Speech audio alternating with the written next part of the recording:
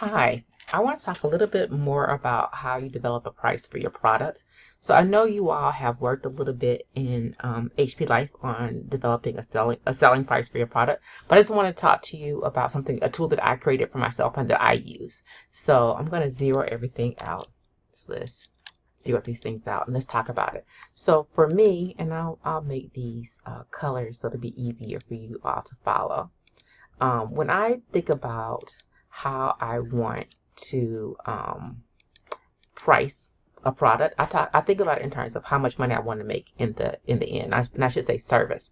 So as you know, I do a consulting business, and if I talk about what I want to do and how I price myself in terms of my hourly rate, I think about it in terms of how much money I want to make annually. So let's just say in the year of 2020, I decide that I'd like to make an extra, I don't know, $40,000 a year, right? Doing my consulting business.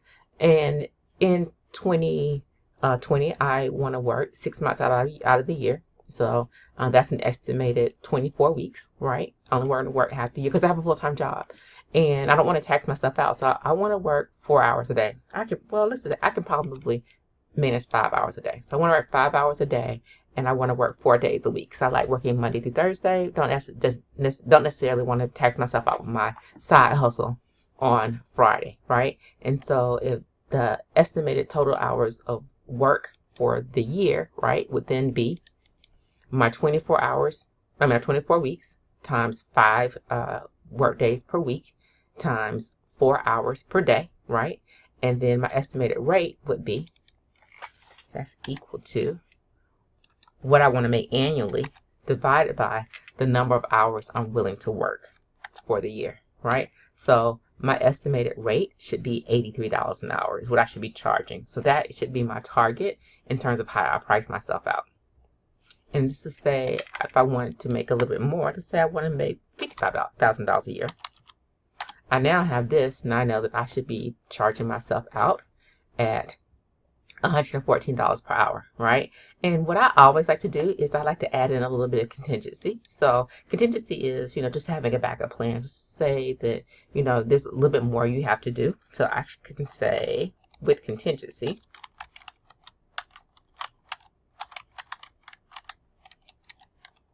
and I like to make my contingency like maybe 15%.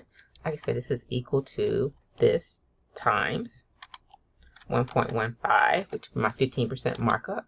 So now I'm billing myself out at $131.77 an hour. I'll round it up and say $135 an hour. So if there's any questions about that, let me know. So for those of you who are creating a product, let's talk about that. So I put in just some random information. One of the things I've done in a previous life is I owned an interior design business. What I like to do is I like to buy really cute accessories that were inexpensively priced, so that could make them, part of my selling packages to my customers. So let's just say I bought a vase and it was $12. So I bet let's go down a little bit. Let's say I bought a vase, it was $8. So I paid $8 for this vase, right? And there's no manufacturing costs involved because I paid $8 for it, but I did have to pay shipping for it, and shipping in the furniture industry runs about 20%. It's kind of high because as gas prices escalate, so do my shipping costs. So I would factor that in. And so my cost landed, so landed is what I mean when I say the cost I paid for it and the cost of shipping it was $9.60 for an $8 item. Now, some of you might have some reduction of costs. I know someone in the class wants to manufacture like t-shirts.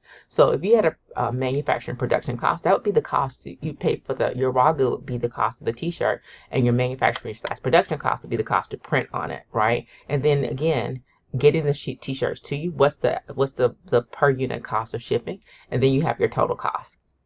So, and then in terms of how I want to sell my product, well, a keystone is a 2x, meaning you just double the price of it. And you're going to keystone it and mark it up like that because you need to think about all the costs that are included that you have to pay for. So if you have a website, if you're maintaining some type of e-commerce type of platform, if you have employees you need to pay, all these factor into how much you should mark this item up. So keystoning is an industry standard that's doubling the price, but then you could also have a 2.25 markup, right? You want to double it plus 25%, or you can mark it up 2.5 times or 3 times. And so here you are with your different sales prices. So you can just play around with how you want to price a product, and you can use this quick and dirty spreadsheet in order to put information into the Excel spreadsheet you're going to turn in. If there's any questions, go ahead and inbox me. Hope you enjoy.